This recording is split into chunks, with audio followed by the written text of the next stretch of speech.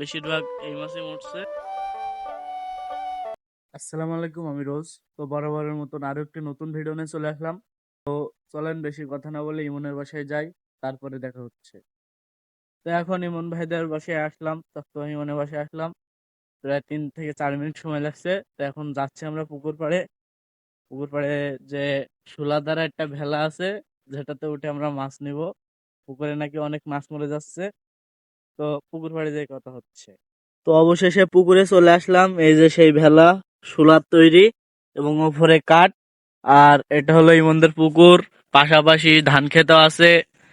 আবার এই সাইডে হচ্ছে বড় একটা আম বাগান, যেখানে আম গাছ, মেহগনি গাছ, মানে নারকেল গাছ, ওই দেখেন কুল গাছ আছে। মানে সব রকম আছে ইমনদের এই জায়গায়। তো খেজুর গাছও আছে এখানে অনেক। তো এই যে স্যালো, যেটা মানে ইমনদের এক কথায় সবকিছুই আছে, যেটার জন্য বাইরে কোথাও যাওয়া লাগে না। তো এখন পুকুরে যাব আমরা।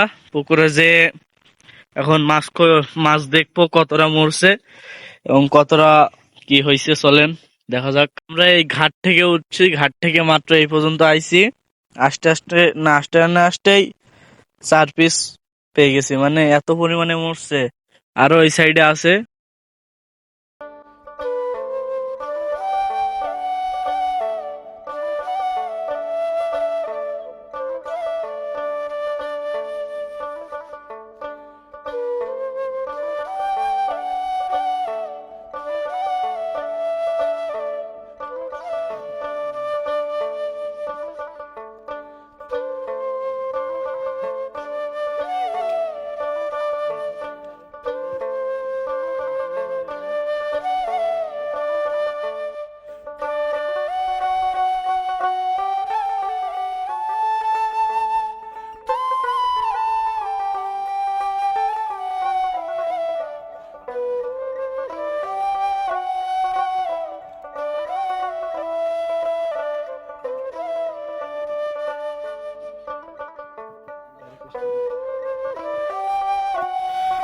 তো এই পুরো পুকুর ঘুরে এতগুলা মাছ হয়েছে।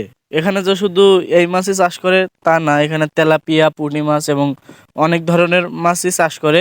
কিন্তু একটা জিনিস দেখেন, এখানে বেশিরভাগ এই মাছই মরছে, আর একটা মাত্র তেলাপিয়া মাছ মরছে। কি কারণে? এখানে প্রায় গেলে ওষুধ টষুধ দেয়, কিন্তু কোনো কাজে আসে না, কোনো কিছুই হচ্ছে না, এতগুলা মাছ মারা গেছে। তো আজকের এই ভিডিওটা এই পর্যন্তই থাকছে। ইনশাল্লাহ পরবর্তী কোনো ভিডিওতে আবার দেখা হবে। আল্লাহ হাফেজ।